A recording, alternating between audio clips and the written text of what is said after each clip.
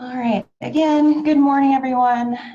Thank you for joining this week's Weekly Wave. A lot of the information for today's call is going to be, if you have watched the call from last week or was on the call from last week, the information is going to be very much the same. So going right into it, we are still experiencing a high number of phone calls and voicemails and emails as well.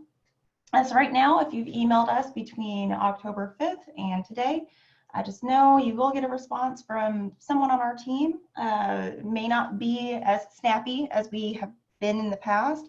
Usually we are somewhere between a 24 and 48 hour turnaround, but there were a couple of days where we got way more contacts than our team could handle. And so that has pushed our timeline a little bit behind. So again, that explains the dates that you can see here. If you have reached out to us between the dates that you can see on your screen, just know that we will answer every single one of those phone calls, voicemails, or emails.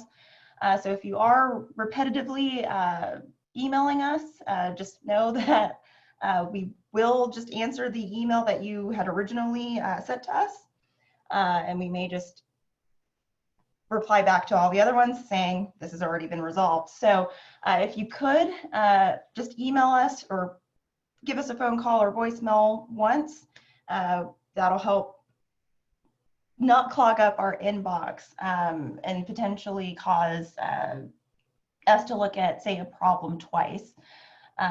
So again, just know we are still experiencing a extremely high number of phone calls and voicemails and emails, completely understandable with everything that has gone on with the wave since it was brought back up. But just know we will get back to you. We're not ignoring you. We're trying to answer these questions as quickly as we can. We just had a couple of days where we had way too many contacts than our team could handle. So we're trying to get back on track with our normal response time, but just know right now we're very slow in getting back to you.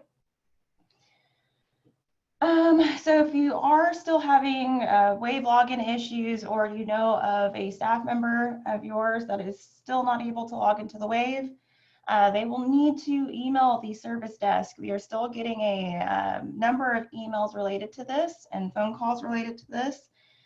We will, in most cases, route you back over to the service desk.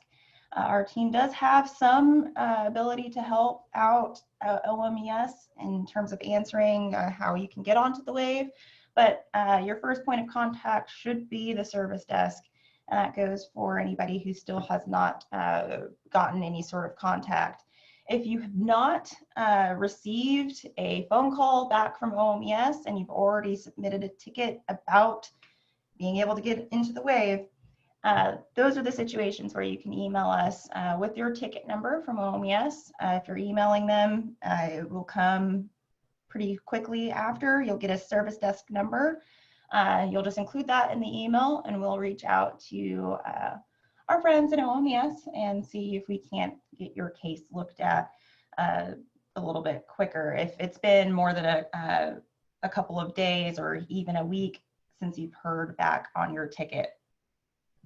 If you have questions about the PEBT cards that DHS has sent out to families, the place you want to direct your school district's students' parents, you'll want to direct any of those questions from parents to the number that you can see on your screen, 405-522-5050, to get in touch with somebody from DHS. We don't have the ability to answer a lot of the questions that we have been asked. We can only specifically answer questions on, say, what information was sent to DHS initially for these PEBT cards. All right, in terms of data validation errors, we have been working in the background to clear these out. If you still have outstanding staff personal errors, say related to name does not match, what we've noticed is the teacher number that is submitted does not match up with the teacher number that exists in the Oklahoma credentialing system for those teachers, or the name, say for your staff members that are getting married or for some reason would like to change their name. We're noticing that we're getting, say, either married names while the credential still has the staff member's maiden name on that. So that's causing some errors as well. But everything else, to our understanding, the name does not match issue from last week has been resolved, as well as any attendance code errors. So we dropped a lot of errors for those of you who did have those attendance code errors outstanding. If you still have issues with that, it's more than likely related to us getting information that is not valid. Say we're getting a absence, but we're being sent that it has no absence value. There are only a few attendance codes that we are expecting to see that situation with. So that'll be that situation. Or if we're getting, say, a present code that is anything but 0 in terms of that absence value. Again, specific codes have specific attendance values, so just take a look at that. The number of errors related to attendance codes around 300 versus the 3,000 we had previously to yesterday. So just take a look at those. If you do have any other questions about your data validation errors, just reach out to us and we'll take a look at what's going on. In terms of STNs, we're still clearing that out, for lack of better words. The situation that we're seeing is, and this may not be something that those of you who are on the phone can even help us out with clearing, but the situation, long and short, is we're being sent STNs before we have assigned them. And so what that does is it essentially clogs up our system for that particular record, and that student does not appear in, say, the STN wizard or is assigned an STN automatically like they have in the past. So what we're having to do is manually clear that out. For some districts, that has been the exact thing that we needed to do. That cleared out the issue, and we were able to run all of the records back through the STN assignment process, and they were appropriately showing on the STN wizard or being assigned STNs. There are still a number of districts right now that are not being corrected with us manually clearing out the STN that we're being sent from your student information system. So we're still trying to do a few things in terms of correcting that issue overall. So just bear with us. You can continue to email us about those situations. That only serves to give us more examples. So do that if you haven't already, or if you feel like you want to. Otherwise, just know that you fall into one of the two situations, and overall, we will get this corrected for everyone. It's just taking us a little bit longer than normal to get this particular issue fixed. Okay, so in terms of reports, this is going to be the same as last week. The FQSR is still due, and it's still going to be due on November 30th. There's guidance in a couple of places, either on the report or on the SDE website under our documents and guides section of the student information website. If you do have questions and you're emailing our office, wouldn't hurt to also email or CC the state aid office as well. They may be able to help us out with some questions. For some, say you need data pools or anything like that, that's still going to be us, but it's good to at least let state aid know as well that there may be issues. If you're not seeing transportation on your report right now and you have students that are being transported, more than likely we do request for transportation 3 times a week, Tuesday, Thursday, and Saturday. If you're not seeing transportation by now, it's more than likely that your student information system is responding to our requests with nothing. In those situations, you'll want to reach out to your student information system vendor and give them a call or use their email if they have a support group there, and let them know that the state is not receiving transportation like you were expecting to see.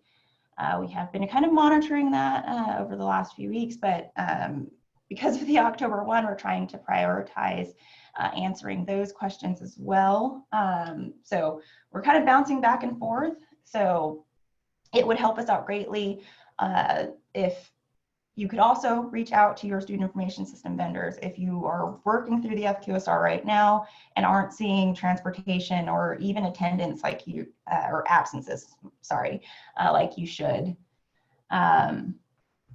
So with that, the October 1 report is still going to be due on October 31st. I know that there are a number of emails outstanding right now in our inbox related to that report. And again, we're trying to get to them as quickly as possible. So just bear with us. I know that there have potentially been some extensions with some of the reports that rely on October 1 information. So we're reaching out to all of those offices just to double check and see if there's going to be extensions across the board, or if some offices are just going to continue to work individually with districts that are still working on the October 1 report. We still do have a high number of districts that have not certified for one reason or another. So we will start to try and reach out to you all specifically if we haven't heard from you, just to see what's going on. Specifically for those of you who we can see that have not started the October 1 report. We'll want to make sure that you do start the report before the end of the month. So closing up our request schedule, again, we've gotten a few questions about when the WAVE pulls data, et cetera, et cetera. We do have that request schedule in plain English available on our website. If you don't know how to get to it, go to the SDE website, and under the resources tab, you'll go to student information, and then from there you can get to our documents and guides. So with that, the link here is on the last slide. So if you do need that direct link to our documents and guides, it's right here on your screen, as well as if you do need to reach out to us via email. And thank you, Morningstar and Aaron, for putting those links in the chat. And while I'm here, let's see.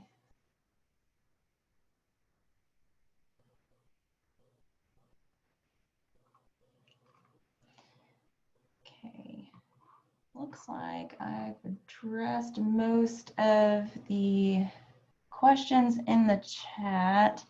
So I'll go ahead and stop the recording now and see if there are any more. If you'd like to speak up, feel free to do so. If not, thank you for joining today's call, and we'll see you again next week.